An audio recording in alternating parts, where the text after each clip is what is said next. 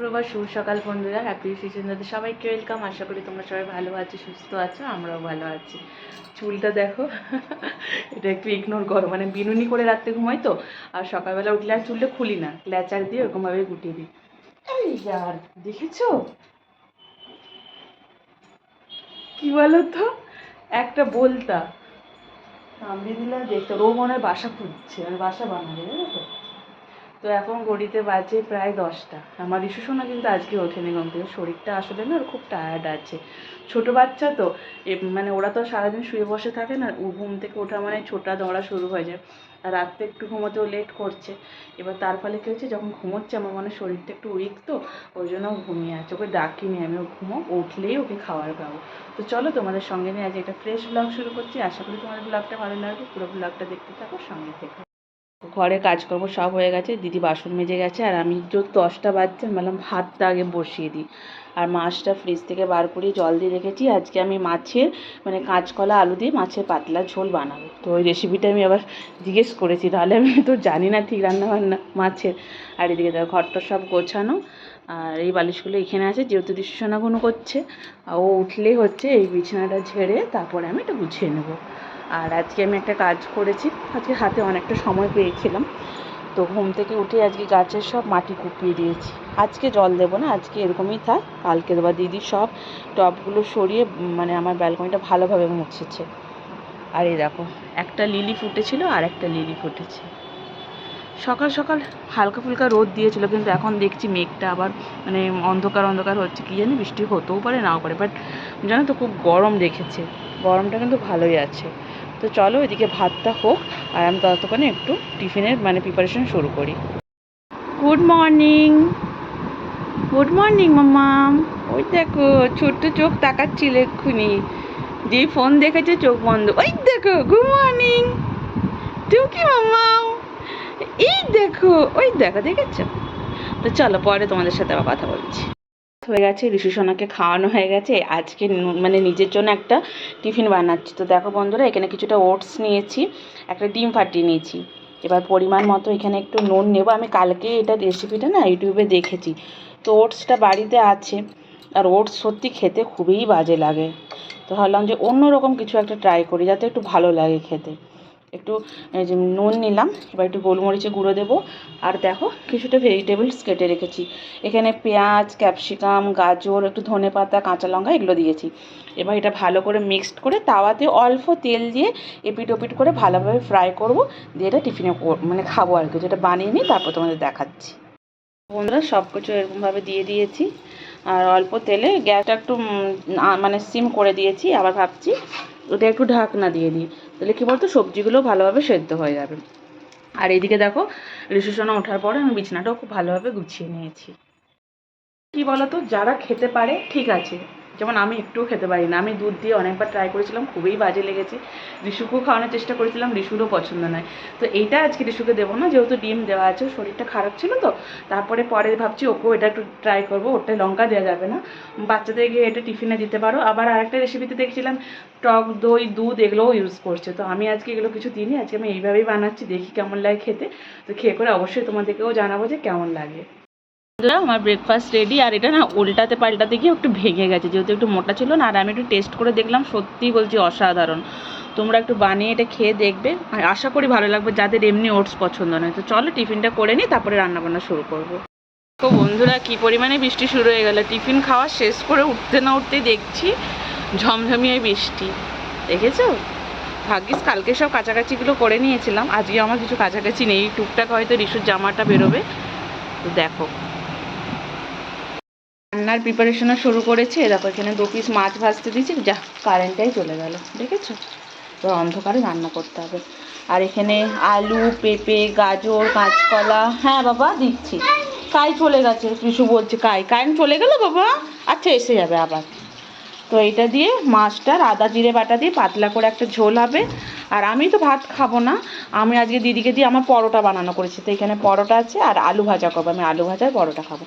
তো চলো এবার এটা তাড়াতাড়ি করে নিই, এর মধ্যে ঋষিকে স্নান করাবো। কটা বাজে বলো তো? এই দেখো 11:30 বাজতে গেল। তো চলো আর কথা বলবো না, একদম রান্নাটা হয়ে যাওয়ার পরে তোমাদের ফাইনাল লুক দেখাচ্ছি, পরে আবার ফিরে আসছি। বন্ধুরা স্নান টান পুজো করে একদম তারপরে তোমাদের সামনে এলাম।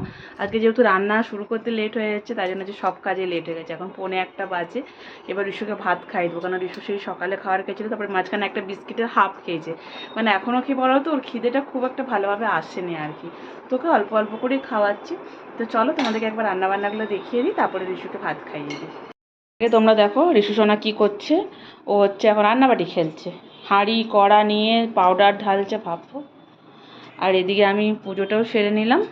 আর চলো এবার তোমাদেরকে একবারে রান্নাটা দেখিয়ে দিই। তো এখানে আমি বানিয়েছি একটু আলু ভাজা, আমি পরোটার সাথে খাবো দুপুরে।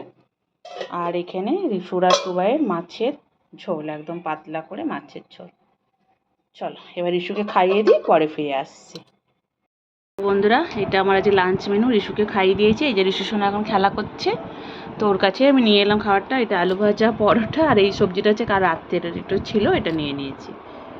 আমি এখানে বসে পড়েছি নিচে, ও খেলছে এখানে। তো চলো লাঞ্চটা সেরে নিই, একদম বিকেলবেলা তোমাদের সাথে দেখা। কমপ্লিট করে একটু নিচে গেছিলাম। ঋষু এত বদমাস জানো তো, ওর একটা জামা সানসেটে ফেলে দিয়েছে, আবার লাঠি দিয়ে পারলাম, কি পারতে যে কষ্ট হলো, তো নিচে গিয়ে নিয়ে এলাম। আর এই দেখো কতগুলো ফল কেটে নিয়েছি, এখানে আপেল আর নাশপাতি আছে। ফলগুলো পচে পচে যাবে এবার, মানে থেকে থেকে কেউ খাচ্ছে না। আর ইস্যু তো 2-3 দিন আর ফল খাচ্ছে না। তো বললাম যে কেটে আনি, কিছুক্ষণ বসি, তারপরে আমাকে এই ফলটা খেতে হবে। তারপরে দেখেছো দেখো পাউডার দিচ্ছে। চলো পরে ফিরে আসছি। 5টা বাজে, দেখো উঠে গেছে, উঠে গিয়ে হাতে চকলেট নিয়ে নিয়েছে। আজকে বেশি সময়ই জানো তো। আর এই দেখো ঘরটা কি সুন্দর রোদ এসেছে বিছানাটাতে। আর এই কার্পেটটাতে পিঁপড়া ধরে গেছিলো, কেন বলো তো, ঋষু সোনা তখন বিস্কিট খেয়েছিল, পুরো ফেলেছে। ওই জানলায় যে গ্রিলটাতে ওইখানে রোদে দিয়েছে, ওইখানটা এখন রোদ এসেছে ভালো।